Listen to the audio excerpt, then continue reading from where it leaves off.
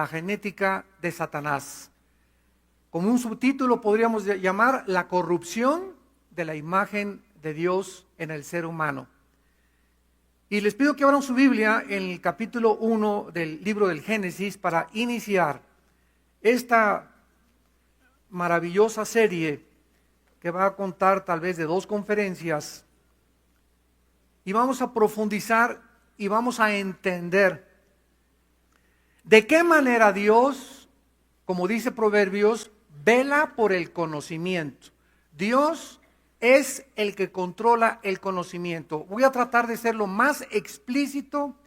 No se imaginan cómo le pido a Dios que me dé sabiduría para esta serie, para poder explicarles claramente las maravillas y las profundidades de la palabra de Dios.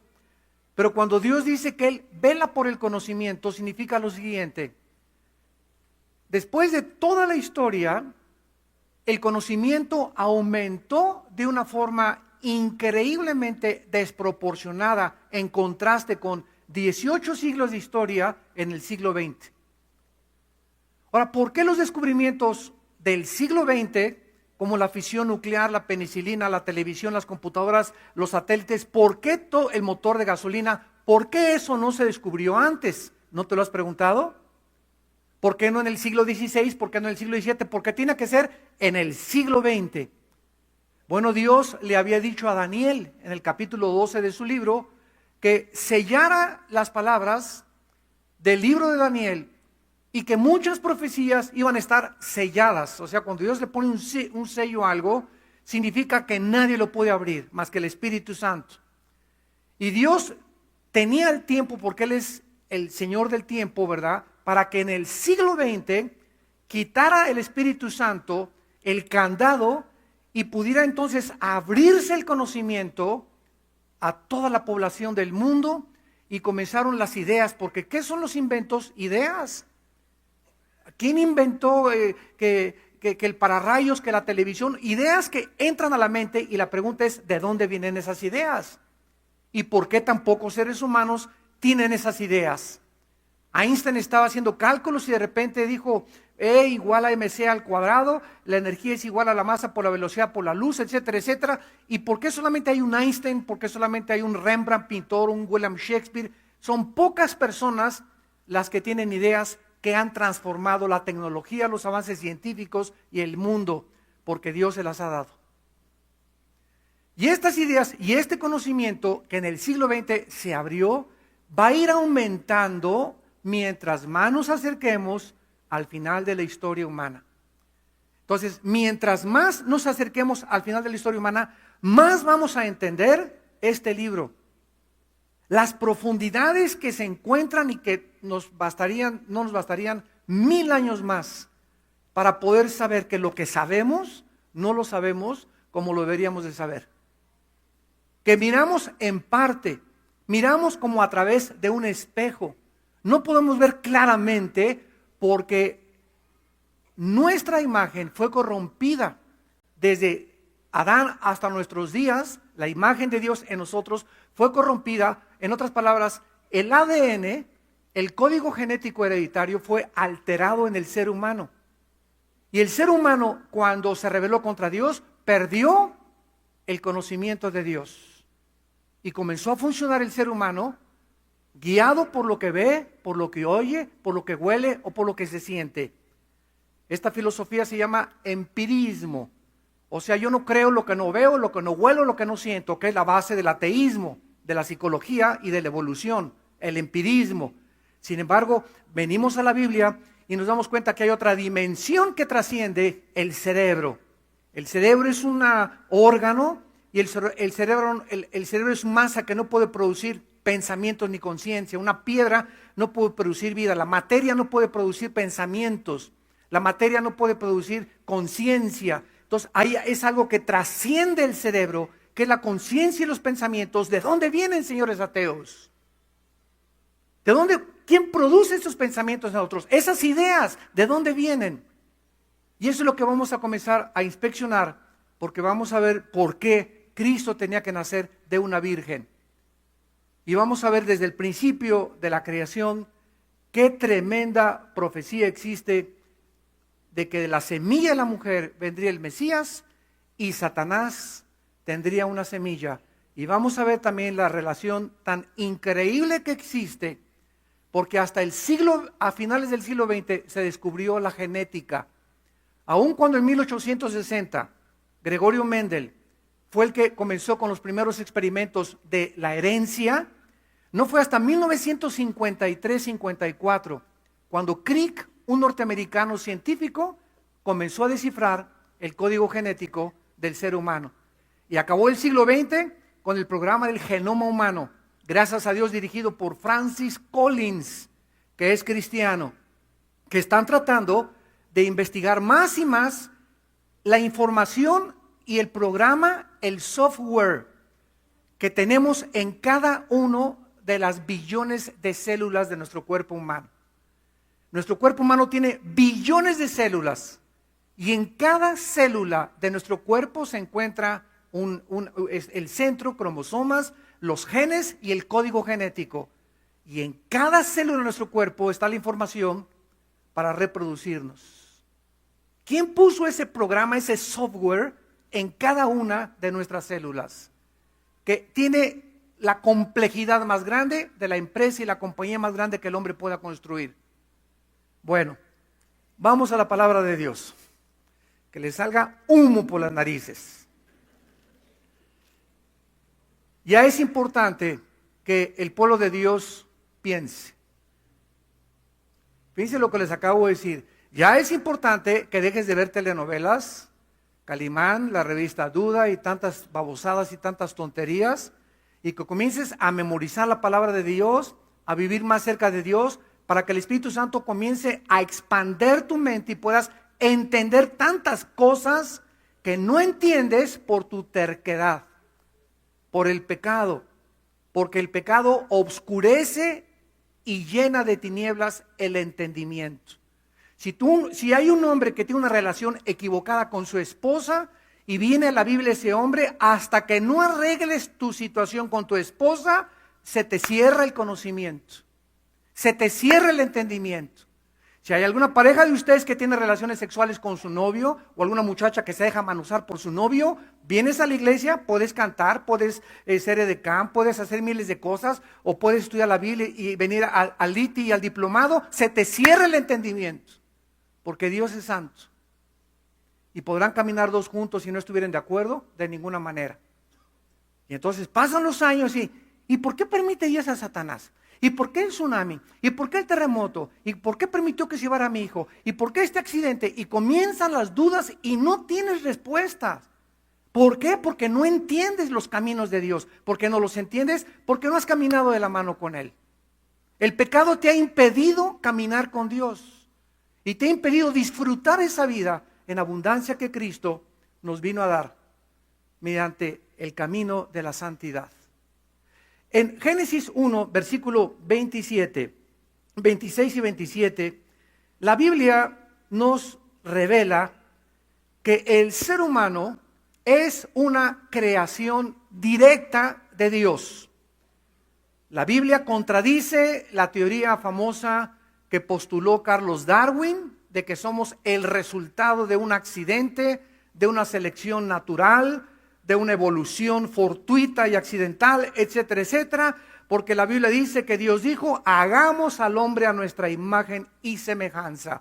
El ser humano ha sido creado a la imagen y semejanza de Dios. ¿Qué significa esto? Significa que fuimos creados más arriba o en un nivel mucho más elevado que el nivel de los animales. Todos los animales tienen alma, como lo vamos a ver. Los animales tienen alma, que es el alma, las emociones, los sentimientos, el intelecto y la voluntad. Los animales pueden aprender. Los perros pueden aprender a abrir el refrigerador, a traerte el periódico. Los caballos son entendidos, los delfines mucho más. Los animales tienen entendimiento, pero limitado. Los animales tienen sentimientos. Los perros se ponen tristes. Yo recuerdo mis caballos que tenía hace muchos años, ¿verdad? De qué forma me seguían y de qué forma, aunque no los veía llorar mis caballos, manifestaban emociones, alegría cuando veían el maíz que les sonaba para que vinieran a comer el maíz, y tristeza cuando no tenían comida. En fin, los animales tienen emociones, tienen sentimientos que son el resultado del alma. Pero el ser humano fue creado a un nivel mucho más alto, a la imagen de Dios, semejantes a Dios sin ser dioses. Esto es muy importante. Semejantes a Dios sin ser dioses. Ahora, esta semejanza con Dios, ¿qué significa? ¿Qué es lo que vamos a tratar de descifrar? Dice la Biblia que Dios es espíritu, Juan 4:24. Entonces ya tenemos un paso más elevado. El ser humano, al ser creado a la imagen de Dios, significa que somos seres espirituales. Los animales no tienen espíritu. Tienen alma, tienen vida biológica, pero no tienen espíritu. Nosotros tenemos espíritu. Sin embargo, esta imagen que Dios le puso al ser humano cuando fue creado, en el momento en que el ser humano le dijo a Dios, no quiero seguirte, yo quiero decidir lo que es bueno y lo que es malo, el árbol del conocimiento del mal, ¿eso dice? Del conocimiento del bien y del mal. O sea, había en ese árbol que Dios les dio algo de bien. No dice el árbol del mal, ese árbol está podrido, no. Hay algo de bien en ese árbol. Pero yo quiero, dice Dios, que ustedes no decidan lo que es bueno y lo que es malo, porque yo soy el legislador cósmico. Yo soy el único que les puedo decir qué es bueno y qué es malo. Y Adán y Eva dijeron, no, nosotros lo podemos decidir como seres humanos. Y Dios los dejó que ellos participaran de ese árbol. Y en ese momento, desde Adán hasta nuestros días, el ser humano ha tratado de decir qué es bueno y qué es malo. Esto se llama relativismo en filosofía. Relativismo. Pues para ti eso es bueno, para mí eso es malo. Para ti ser homosexual es bueno, para mí es malo. Para ti es bueno fumar marihuana, para mí no es malo. Para ti es malo el adulterio, para mí no es malo el adulterio. Para ti es malo robar, para mí no es malo robar. Los nazis, la conferencia que di ayer en el Hotel Sheraton, se las recomiendo, las lecciones del nazismo, expliqué, ¿verdad?, que en el juicio de Nuremberg, los nazis dijeron, es que para ustedes, los del occidente, es malo lo que nosotros hicimos, pero nosotros estábamos obedeciendo al Führer. Y lo que el Führer nos dijo, lo teníamos que obedecer. Entonces, ¿bajo qué ley, dijeron los nazis, nos van a juzgar? Los nazis sobrevivientes de la Segunda Guerra Mundial. Y entonces se formó un conflicto dentro de la misma jurisprudencia, dentro del área jurídica. Los abogados más eminentes del mundo comenzaron a preguntarse, los nazis los retaron, ¿bajo qué leyes los van a juzgar? Bajo nuestras leyes era permitido matar, asesinar por causa del Reich y del Partido Nacional Socialista Nazi. Pero ustedes tienen esas leyes, nosotros tenemos esas leyes. ¿Por qué nos juzgan con sus leyes? Hasta que finalmente un abogado cristiano que fue enviado desde Washington a Berlín dijo lo siguiente, bajo la ley de la conciencia. Bajo la ley de la conciencia, le dijo, ustedes mataron su conciencia. ¿Qué es la conciencia? Esa voz que nadie puede negar que está entre nosotros, que nos dice que algo es bueno y que es malo, hasta que tú llegas a decir, no, no es malo, no es malo, no es malo, no es malo acostarme con mi novio, no es malo acostarme con mi novio, hasta que cauteriza tu conciencia y te acuestas como si te comieras una concha en la noche remojada en chocolate. Y lo haces de lo más natural del mundo, porque ya cauterizaste tu conciencia. Al Capone a los 14 años de edad mató a una persona por primera vez, no durmió. A los 15 mató a otra persona, durmió un poco menos. A los 17 había matado 4 o 5 personas. A los 18 Al Capone ya había cauterizado su conciencia. Eso le pasa a los asesinos, a los narcos, a los secuestradores. Llega un momento en el que esa voz dentro de ti la apagas y te conviertes en un animal.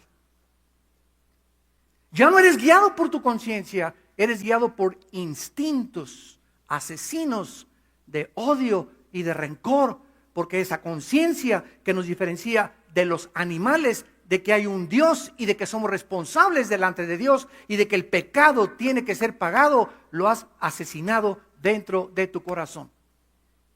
Robar igual, ¿verdad? Comienza a robar y te robas 500 pesos, 1000 pesos y se te hace una costumbre y llegas a convencerte de que no es pecado. Y llegas a creer que lo que estás haciendo no es malo. No, yo robo, pero no comparado con los que roban tantos millones, ni con los banqueros. Me robo un clavelito de vez en cuando o una canita al aire. Yo soy adúltero, pero no como mi compadre que tiene 3 amantes. No, yo un amante de vez en cuando. Y comenzamos así a maquillar el pecado. ¿Por qué? Porque la imagen ha sido deteriorada y corrompida desde Adán hasta nuestros días. En otras palabras, el código genético humano fue alterado. Síganme con mucho cuidado, aquí partimos. El código genético que traemos en cada una de nuestras células fue alterado, fue modificado, fue deteriorado por el pecado. Hagan de cuenta que perdimos ciertos bits como una computadora en el código genético. ¿Y qué fue lo que perdimos cuando entró el pecado en el mundo? El conocimiento de Dios. Perdimos el conocimiento de Dios. ¿Qué es la vida cristiana? Juan 17:3. ¿Qué es la vida cristiana? Y esta es la vida eterna. ¿Qué? Conocimiento. Volver a recobrar, que te conozcan a ti y a Jesucristo a quien tú has enviado. ¿Qué es la vida cristiana? Volver otra vez a reprogramarnos, a volver a conocer otra vez a nuestro Creador. Y como el ser humano no sabe quién es Dios ni cómo es Dios, pero trae en su conciencia la eternidad, Eclesiastés capítulo 3 versículo 11, el ser humano inventó las religiones. ¿Qué son las religiones? Intentos, teorías, filosofías, sistemas de pensamiento que tratan de reunirse, ya viene la palabra religión, revolver, ligarse, de volver a ligarse con su Creador. ¿Cómo? A través de sacrificios, yéndome a la villa, golpeándome el cuerpo, portándome bien, siguiendo ciertos ritos, ciertas ceremonias, y aparece Cristo en el escenario. Y dice, ustedes adoraron en ese monte. Y los judíos dicen que así, y los musulmanes dicen que así, y los mormones dicen que así, y los bautistas dicen esto, y los nazarenos, y los judíos, y los musulmanes, etcétera, etcétera. Cada religión tiene su camino, y Jesucristo aparece y dice, mi Padre es espíritu, y los que le adoran en espíritu tienen que adorarle. Ustedes tienen que nacer de nuevo. Ustedes tienen una religión y se pueden ir al infierno con toda su religión, con todo y tu candelero aquí dentro de ti amarrado. Con todo y tu escapulario, te vas al infierno, porque las religiones no salvan a nadie. Apareció el Hijo de Dios para salvar al mundo con su sangre en la cruz. Es la sangre de Cristo, la única medicina provista por Dios como solución a nuestros pecados. Entonces, ¿por qué? Ahora comienza a entender por qué funcionamos como funcionamos. ¿Por qué después de 6,000 años de historia, el Instituto para la Paz en Suecia y Estocolmo dice que de 6,000 años de historia han habido 25 años de paz? O sea, toda la historia humana son guerras. Y guerras napoleónicas, y guerras de Alejandro el Magno, y de Carlos Magno, y de las tribus, y de católicos contra protestantes, y de árabes contra judíos, y de blancos contra negros, y guerras, esposo contra la esposa contra el esposo, los hijos contra los padres contra los hijos, divisiones por todos lados, el pueblo contra el gobierno explotando a los trabajadores, los banqueros aprovechando de eso. Vemos en el mundo una rebatinga tremenda que hace que muchas personas digan, ya, justicia, justicia, y salen a las calles a protestar porque queremos un mundo mejor, queremos un mundo justo, queremos un mundo donde respeta nuestros derechos, y nosotros mismos traemos la guerra en el corazón. ¿De dónde viene todo esto? Del código genético que traemos alterado, modificado, corrompido por el pecado. Al haber escogido comer del árbol del conocimiento del bien y del mal, el ser humano se endiosó. Decidió él determinar qué es el bien y qué es el mal. Y esta es la razón por la cual el mundo se encuentra como se encuentra. Dios envía a su Hijo a morir en una cruz para corregir el problema moral, genético, espiritual mediante su muerte. Si alguien iba a solucionar y a traernos la medicina, no íbamos a ser nosotros. Porque el pecado alteró mi mente. Estamos como en tinieblas mentalmente, no percibimos el mundo espiritual. Repito, solamente juzgamos por lo que vemos, oímos, sentimos, pero para poder penetrar y romper esta barrera del mundo invisible espiritual que existe, necesitamos que alguien de ese mundo espiritual entre a nosotros, nos quite las vendas y podamos ver que existe algo mucho más allá que trasciende lo material y lo visible y lo terrenal, y ese mundo invisible donde existe Dios y millones de criaturas es el mundo donde esas criaturas pueden entrar a nuestra dimensión, pero nosotros no podemos entrar a esa dimensión más que guiados por el Espíritu de Dios. Ahora escúchenme muy bien, la brujería, la hechicería, los magos y las personas que practican lo oculto, lo paranormal, saben en su conciencia que hay algo que trasciende por los fenómenos paranormales, por voces, etcétera, etcétera, porque no saben quiénes son, pero nosotros sabemos quiénes son: demonios, criaturas invisibles que están continuamente hablándonos al oído y dándonos ideas de destrucción. Mátate, quítate la vida, no sirves para nada, no te puedes volver a casar, nadie te va a hacer caso, eres una gorda, eres un gordo, nadie se va a fijar en ti, nunca vas a progresar. Y se pinta un panorama oscuro para abortar la misión que Dios tiene para tu vida. Entonces, esas criaturas invisibles espirituales son las que tratan de atormentarnos.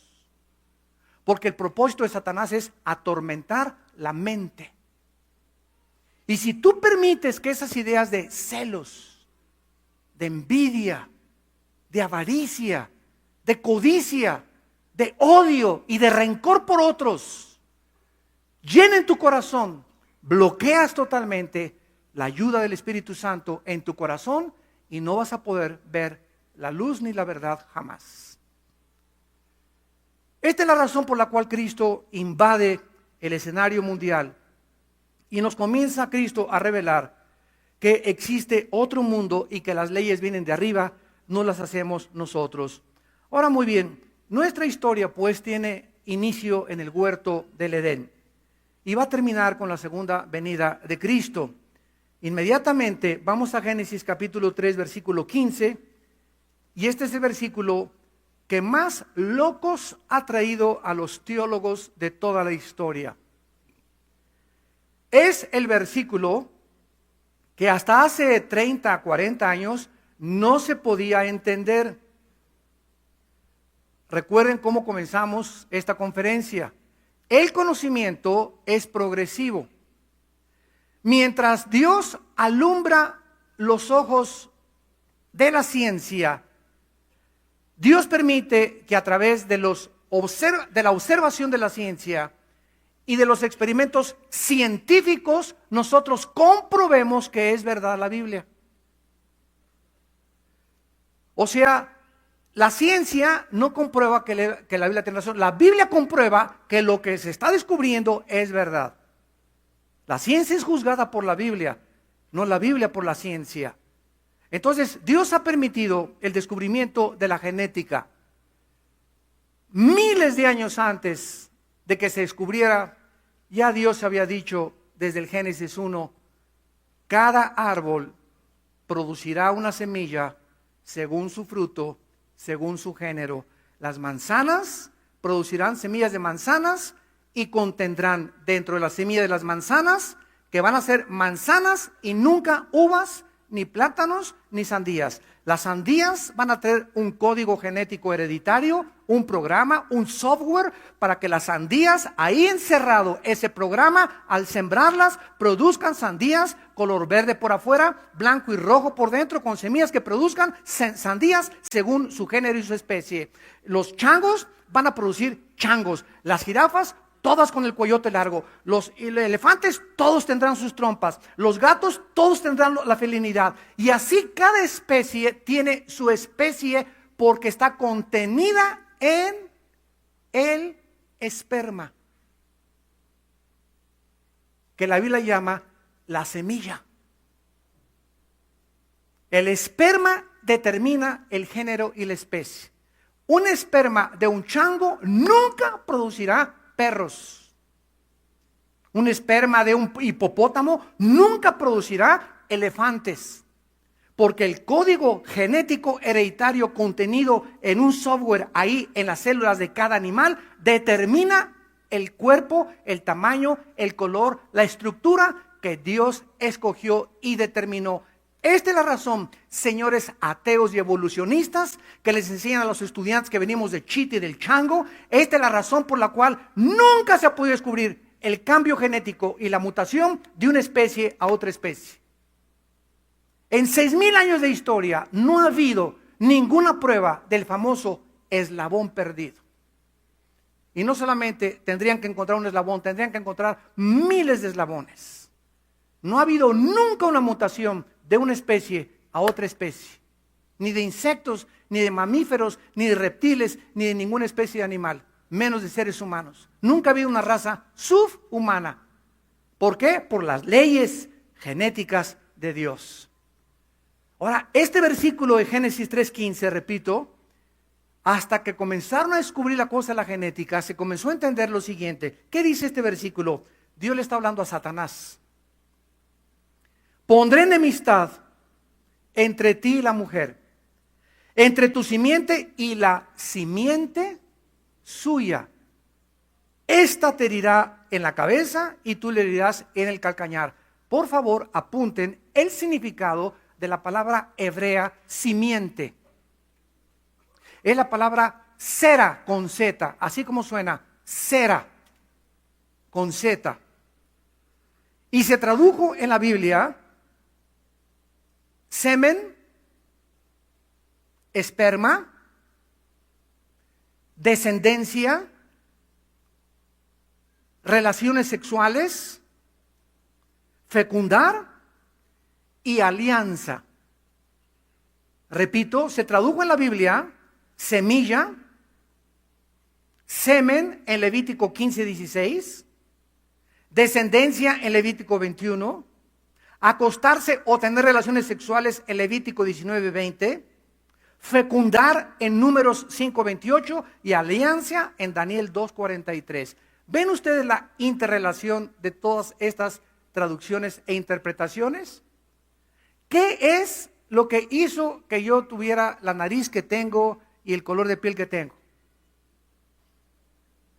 Yo desciendo de mi tatarabuelo. Entonces, de mi tatarabuelo, mi tatarabuelo tenía el cromosoma Y, porque todos los varones heredamos el cromosoma Y, si no, no serías varón. Lo que nos hace varones es el cromosoma Y. Las mujeres tienen 2 cromosomas, lo vamos a hablar después, XX. Nosotros tenemos XY, los varones. Entonces, lo que nos hace varones es la Y, porque desde mis tatarabuelos, el cromosoma Y, desde Adán, los varones traemos el cromosoma Y, desde Adán. Y las mujeres traen las doble X desde Eva. Y entonces cada uno de nosotros heredamos características físicas, el color de la piel, la altura, la roncha de tu mamá o de tu abuela. Usted trae el lunar de tu abuelito, las narices de perico de Australia de tu abuela o de tu tío, el color de pelo, etcétera, etcétera. Y todo eso, ¿cómo llegó a mí? ¿Cómo llegó a mí toda esa información que hizo el cuerpo, la estatura, la cara que tienes tú y que tengo yo? ¿De dónde viene eso? Del esperma de mi papá y del óvulo de mi mamá. ¿No es verdad? En el esperma de mi papá, microscópico, nos vuela y nos funde los fusibles. En esa partícula microscópica del esperma de mi papá, cuando hubo la eyaculación de mi papá y tuvo relaciones con mi mamá, salieron más de 500 millones de espermas, así como lanzando, y uno solo entró a ovular el huevo de mi madre. Y en ese esperma de mi padre venía contenida microscópicamente el software de Dios. Y cuando se junta el esperma de mi padre con el óvulo de mi madre, y el esperma de mi padre entra al óvulo de mi madre, se juntan los dos y se produce un cigote de 46 cromosomas, y de ahí la herencia genética de la mujer, porque traigo herencia genética y tú también de tu mamá, y la herencia genética de mi papá se juntan, y muchas veces domina más la herencia del padre. Mira, se parece al papá, no se parece al mamá. ¿Por qué? Porque trae más fuerte la herencia de la mamá que del papá. El tercer hijo, ese sí se parece al papá, ahora sí está guapo, ¿verdad? Oigan, pero esta información, este conocimiento nos sobrecoge, ¿no es verdad? Qué increíble que en cosas tan microscópicas se encuentre encerrado toda esta información, que hasta 1860 Gregorio Mendel, un monje austriaco en Europa, con experimentos con chícharos, comenzó a ver que se transmitían de los chícharos el color, etcétera, etcétera, y hasta 1953 se puede penetrar con los microscopios electrónicos a descubrir la formación del ADN, del ácido desoxirribonucleico, que es el ADN. Bueno, aquí vemos pues en este versículo, Génesis 3:15, que hay un misterio tremendo. ¿Cuál es el misterio? Primero, número uno, se está diciendo y se está profetizando que de la mujer, pero no solo de la mujer, vamos a meterle la lupa, de la simiente de la mujer. Un momento, la primera pregunta. Vean qué profundidad de este versículo. Las mujeres no tienen la semilla. El hombre es el portador de la semilla, del esperma. ¿O no? ¿O sí? Pues sí. El hombre es el que envía la semilla, la mujer, Dios la creó, la receptora. Las mujeres fueron creadas por Dios para recibir. Maridos, amen, se nos da a nosotros, den, amen a sus mujeres, cuiden a sus mujeres, consideren a sus mujeres. Y la mujer solamente fue creada para recibir amor, acaricitas, apapachos. Mientras la mujer reciba, es feliz. Entiende esto, marido que me escuchas. Y por eso es tan importante cuando están depresivas llevarlas al mall. Se los digo con todo mi corazón y lo he comprobado. Yo tengo un problema con mi esposa, así como que no sé cómo. Yo le digo, Dios, dame sabiduría para ver cómo me la acerco otra vez, Señor, porque ahorita ni duermo en la noche en la cama. Y siempre viene a mi mente, ¿no? Estoy enojado con mi esposo, cualquier cosa, un conflicto, aquí hubo un desacuerdo con los hijos o lo que sea, y ahí está, ¿verdad? Con sujeta ella por un ratito, y yo no sé qué hacer, ni mucho menos. Es mágico. Le digo, vamos de compras, gorda. Hasta se le cambia la cara. Y miren, y la llevo al centro comercial, al mall, la dejo, me siento ahí con mi Biblia, a leer un libro, lo que sea, una cafetería, y anda a las 3 o 4 horas, llega con una bolsa, con 2, 3 bolsas. Mi amor, te quiero mucho. Así fueron creadas por Dios. Nunca una mujer estará satisfecha con 30 pares de zapatos. Siempre querrán uno más. Tiene 50 vestidos, querrá uno más. Porque fueron creadas así, para recibir, y nunca están satisfechas.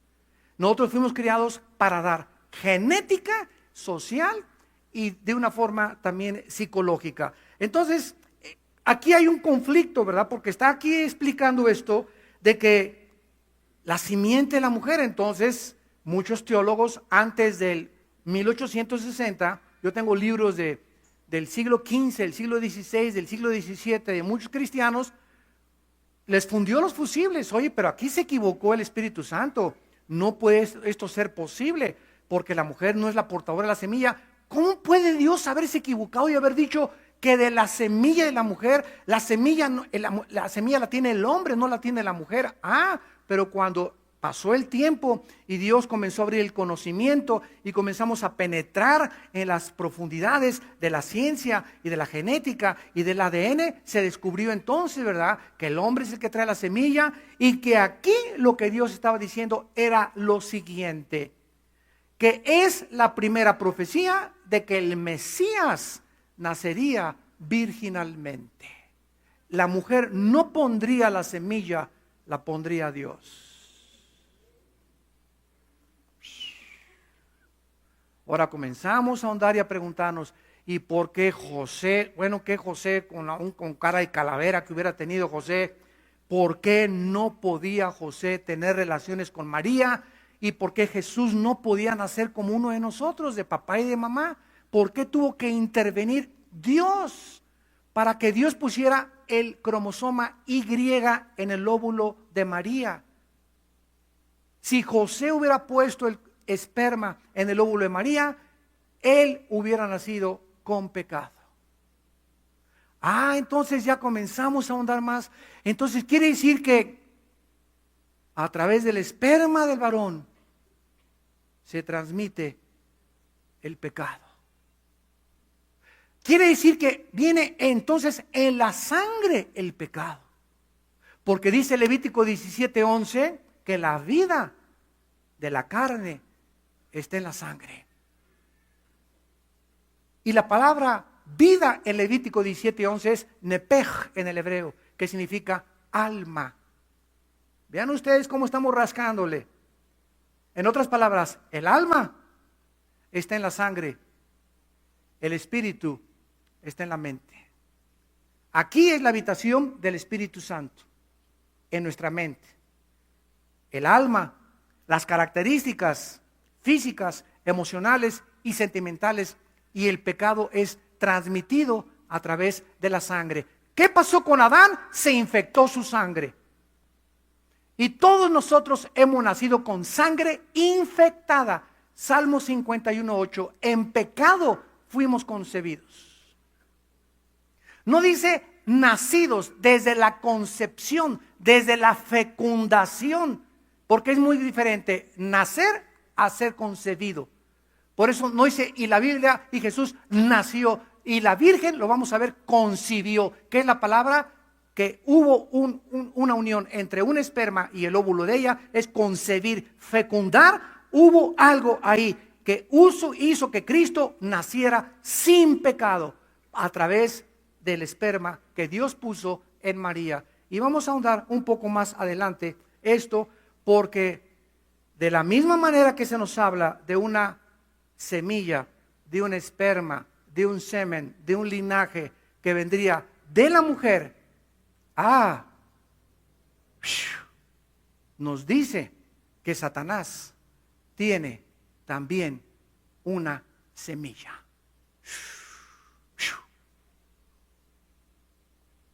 ¿Satanás tiene esperma? ¿Puede Satanás producir una descendencia? Ya vimos la traducción de Sera, descendencia, linaje. ¿Puede Satanás de alguna manera mezclarse tal vez con algún ser humano o los ángeles caídos y alterar la genética humana y producir monstruos? La Biblia nos dice ese y sí, como lo vamos a ir comprobando. Y esta es la razón por la cual el anticristo, la obra maestra de Satanás, será un individuo que habrá de nacer de la mezcla o de la alteración genética de una mujer humana para falsificar el nacimiento y la encarnación del Hijo de Dios. Y ese ser que nacerá, el anticristo, será un hombre, claro que humano, porque así como Cristo tenía que tener, escúchenme, herencia genética humana, Cristo tenía que tener herencia genética humana. El vientre de María no fue una incubadora, como muchos teólogos han dicho, no, solamente sirvió como incubadora y todo lo hizo Dios dentro del vientre de María. No, Cristo tenía que nacer de la semilla de Adán, de Abraham, de Isaac, de Jacob, de David, de Noé y de toda la línea que corre a través de la Biblia.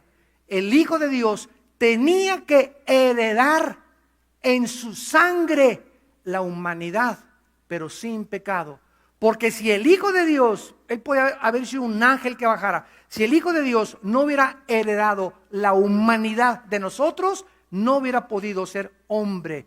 Y si no hubiera podido ser hombre, no hubiera podido pagar por nuestros pecados. Porque en la cruz del Calvario, el que pagara por nuestros pecados tenía que ser identificado con la raza humana.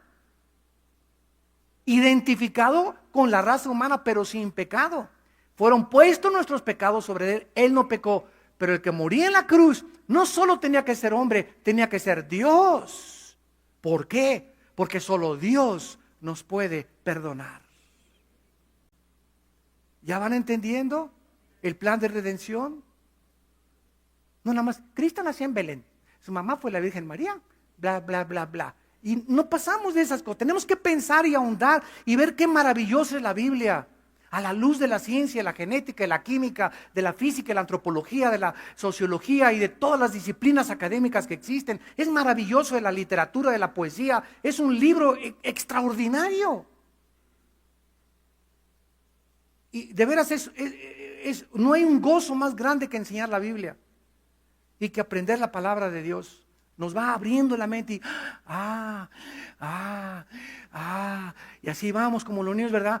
Entras a la clase japonesa, esa es la A, esa es la B, esa es la C, y ya conoces el abecedario en japonés y comienzas a armar ya frases y en hebreo igual y en griego y cualquier cosa que aprendamos, así tiene que ser. Toma tiempo, dedicación y disciplina. Y pagar el precio de querer aprender, de querer conocer a Dios. Muy bien, ¿qué ha hecho entonces Satanás después de saber que de la semilla de la mujer, escuchen, el Hijo de Dios vino al mundo gracias a una mujer? El cuerpo de Cristo genéticamente vino de una mujer, no de un hombre. Las mujeres, arriba las mujeres.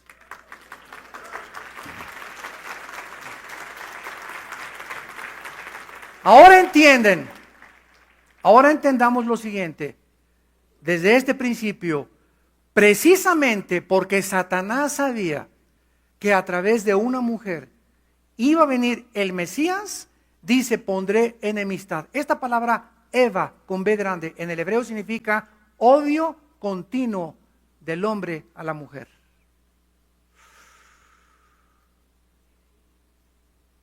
Y ahora entendemos por qué en la mayor parte de las culturas el hombre ha tratado de sobajar a la mujer. Tú eres más que mi esclava. Y aquí quiero tener a mis dos nenorras y aquí también con sus bikinis porque solamente para el sexo sirven.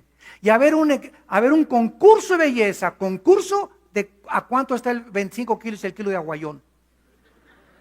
Concursos de carne, exhibir a las mujeres simplemente como objetos y deseos sexuales. Y por eso el hombre se casa sin entender el mecanismo y la razón de que dentro de nosotros existe un espíritu que va a tratar, si no somos cristianos y aún siendo cristianos, tenemos que luchar contra este espíritu de que mi esposa es coheredera de la gracia y cuidado con yo tener una relación equivocada con mi esposa. 1 Pedro 3:7, porque si yo tengo una relación equivocada con mi esposa y no le pido perdón o no arreglamos eso pronto, mis oraciones no son escuchadas. Adiós negocio, adiós ministerio, adiós progreso, adiós salud, adiós todo. Dios se hace a un lado. Chencho, hasta que tú no vayas, no me traigas nada, hasta que no arregles con tu esposa tus problemas y la trates como una reina. Como una reina. Y te metas eso y te quitas lo Pancho Villa dentro de ti y lo macho Camacho, no voy a tener trato contigo. Maridos, amen a vuestras mujeres como Cristo amó a la iglesia hasta la muerte sacrificialmente. Mientras tú no respetes a tu novia y no la toques, no me pidas que te bendiga, ni que te prospere en la música, ni que te prospere en nada. ¿Por qué? Porque si no tratas a tu novia y no la respetas, tampoco lo vas a hacer con tu esposa. Tampoco lo vas a hacer con tu esposa. Y esta es la razón por la cual en los países del Medio Oriente, ahora que fuimos a Jordania, bueno, en Jordania yo creí que existía el patriarcado, y en Jordania nos sorprendimos de que existe el matriarcado. Asústame, hay que buscar tamaros ahora, en lugar de Tamar. O sea, la mujer se ha revelado de tal manera, donde el hombre pierde ya totalmente su decisión, como un juicio de Dios por haberlas tratado en el pasado de esa manera, y entonces comienza a levantar a la mujer, y la mujer se vuelve en la cabeza del hogar, lo cual rompe el diseño de Dios, porque en un hogar donde ella mande y donde ella tenga las decisiones, es un hogar bajo el juicio de Dios. Es el hombre el que tiene la responsabilidad de ser la cabeza de la mujer. Y no significa despreciarla y tratarla como una sirvienta, al contrario, significa entender el papel que Dios le dio a ella y que dio a nosotros. ¿De dónde viene ese odio del hombre contra la mujer? Ese menosprecio viene de Satanás. Por eso cualquier cultura, como los talibanes en Afganistán, ¿no han visto? Que les cortan con navaja la boca, los labios a las mujeres, o las ponen así enfrente de un estadio y las comienzan con un bate a golpearlas porque encontraron adulterio, y el esposo que cometió adulterio, ¿por qué? O el amante, ¿por qué no lo mataron también? O sea, es increíble cómo tratan a las mujeres. En Irán se les prohíbe hacer negocio, en otros países como Jordania se les prohíbe comprar sin el permiso del esposo, no pueden manejar en los países árabes las mujeres, tienen que pedirle permiso al esposo, la han rebajado tanto que por eso hay tantas maldiciones en esta zona geográfica del mundo. ¿Por qué? Porque Satanás odia a la mujer, porque la mujer fue el instrumento de Dios para traer al Hijo de Dios al mundo. Y por eso todos nosotros los hombres en esta mañana somos y descendemos de nuestra mamá. Tú no existirías si no hubieras tenido una mamá. Así que cuidado con hablar mal de las mujeres y de las suegras también. Eso más nos vale, ¿verdad? Muy bien. Ahora veamos. Se nos acabó el tiempo, pero rápidamente vayamos a Deuteronomio capítulo 2. Y veamos rápidamente de qué forma Satanás, si lo vamos entendiendo, de qué forma Satanás, al darse cuenta que de la mujer vendría el Mesías prometido, no del hombre, de la mujer, del material genético de la mujer, él claro que no entendía el nacimiento virginal, Satanás no lo entendió. Pero vemos desde el principio que la Biblia nos enseña que desde el principio de la Biblia, Satanás ha tratado de abortar que nazca el Mesías. ¿Y cómo lo podría lograr? Tratando de pervertir o echar a perder o destruir la semilla de las mujeres. ¿Qué hizo Satanás en Génesis capítulo 6? Los ángeles caídos, si no tuvieron una relación sexual con las mujeres, alteraron la genética, porque lo vamos a ver después, el endemoniado gadareno, ¿verdad? Los demonios controlaron sus cuerdas vocales, sus nervios ópticos, sus oídos, su fuerza, sus músculos. Los demonios pueden entrar al cuerpo y alterar tu páncreas, inflar tu hígado, deteriorar tus alvéolos pulmonares, alterar tu ritmo cardíaco, cambiar tu voz. Los demonios tienen un control de las neuronas del cerebro que nosotros no tenemos todavía. Nos conocen a la perfección. Y ellos pueden entrar y alterar cuando el esperma entre y comience la fecundación. Satanás tiene, y lo vamos a comprobar, tiene el poder de alterar que ese niño se convierta en un monstruo de 2 cabezas y que no nazca normal, o que nazca con una pierna, o que nazca con un brazo, y cuando nace le echamos la culpa a Dios. Sin darnos cuenta el poder tan grande satánico que existe, que la Biblia nos revela. ¿Qué pasó con esta mezcla? En Génesis 6 nacieron los Nefilim. Nefilim en el hebreo significa seres caídos, de 4 o 5 metros de estatura, con 12 dedos en las manos y 12 dedos en los pies. La Biblia les llama los gigantes. Y habitaron aquí en la tierra 1000 años los gigantes. Hubo una población de gigantes que eran mezcla ángeles caídos, seres humanos, 1000 años. ¿Y quiénes fueron estos gigantes? Los que no querían que el pueblo de Dios entrara a la tierra prometida. Veamos rápidamente en Deuteronomio 2, del 10 al 11. Los semitas, significa terribles en el hebreo, habitaron en ella pueblo grande, numeroso, como los hijos de Anac. Por gigantes eran tenidos los hijos de Anac, los moabitas y los llamados emitas. Versículo 20. Por tierra de gigantes fue también ella tenida, habitaron en ella gigantes en otro tiempo, a los cuales los amonitas llamaban los somsomeos. La palabra somsomeo significa poderosos, vigorosos, crueles y sanguinarios. Brinquémonos al capítulo 3 de Deuteronomio, versículo 11, y vean ustedes esto que nos va a asombrar. Deuteronomio 3, 11. Porque únicamente, escuchen esto, está hablando de un rey en la tierra de los cananitas. Og, rey de Basán, había quedado del resto de los gigantes. Su cama, una cama de hierro, no está en Rabá de los hijos de Amón. La longitud de la cama de este chiquilín era de 9 codos. Un codo es aproximadamente 63.5 centímetros. Es la medida antigua, Babilonia y Caldea, de aquí a la punta del dedo. Aproximadamente 65 centímetros. Esto significa que la cama de este rey medía 5 metros. Su anchura 4 codos, 3.20 metros. Según el codo de un hombre, que son 63.5 metros. Versículo 13. Y el resto de Galad y todo Basán del reino de Og, toda la tierra de Argob, que se llamaba la tierra de los gigantes, le di a la media tribu de Manasés. Rápidamente, 2 de Samuel 21, y veamos quién acabó con los gigantes. No es de sorprenderse, ni más ni menos que el rey David. Aleluya. Dice 2 de Samuel 21, versículo 20. Hubo otra guerra en Gat, donde había un hombre de gran estatura, el cual tenía 12 dedos en las manos, 12 dedos en los pies, 24 por todos, y era también Sera, descendiente o del esperma o del linaje o del semen de los gigantes. Vemos pues que todo esto comenzó a transformar el mundo porque Satanás quiso alterar la genética, producir monstruos, al darse cuenta que en ninguna de las mujeres con las que se mezclaron los ángeles pudieron producir al Mesías. Entonces los gigantes desaparecieron de la tierra.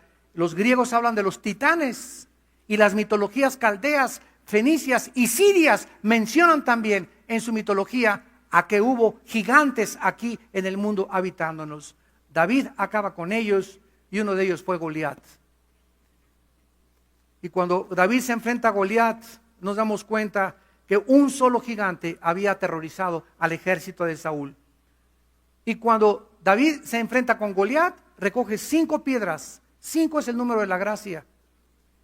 Y las mete aquí en su bolsa. Tú vienes a mí con espada y lanza, y yo vengo a ti en el nombre de Jehová de los ejércitos, filisteo incircunciso, hijo de Moloc. Y ahí y qué pedradón que le da aquí al gigante, ¿verdad? Porque juntó, aquí lo vemos, no lo leí en 2 de Samuel 21, ahí menciona a los que Goliat tenía 4 hermanos. En otras palabras, David decía, y échame a tus 4 hermanos también. Bueno, esto ya es una especulación, ¿verdad? Pero yo estoy seguro de que si así fue. Padre, te damos gracias por tu palabra en esta tarde. Ayúdanos a seguir, Señor, discerniendo, penetrando el maravilloso mundo espiritual que solo tu Espíritu Santo nos puede revelar, porque Él escudriña lo más profundo de Dios. El hombre natural no entiende estas cosas, porque estas cosas se tienen que discernir espiritualmente. Te damos gracias por el plan tan maravilloso, tan perfecto, que tú diseñaste desde el principio para salvarnos a través de la sangre de tu Hijo Jesucristo, en quien oramos y te damos las gracias. Amén. Antes de despedirnos rápidamente, cualquiera de ustedes que en esta tarde quiere invitar a Cristo a sus vidas, comenzar a caminar con Dios, para conocer a Dios, haz esta oración ahí desde tu lugar. Dile: Señor, te pido perdón por mis pecados. Creo que en la cruz pagaste por ellos con tu sangre, que a los 3 días resucitaste de los muertos y que tú eres el Salvador, el Hijo de Dios, que viniste al mundo a traerme la medicina para la maldad que existe en mi alma, en mi cuerpo y en mi mente. Lávame con esa sangre medicinal, Señor Jesús. Transforma mis pensamientos y hazme una criatura conforme a tu imagen y semejanza. En el nombre del Señor. Amén.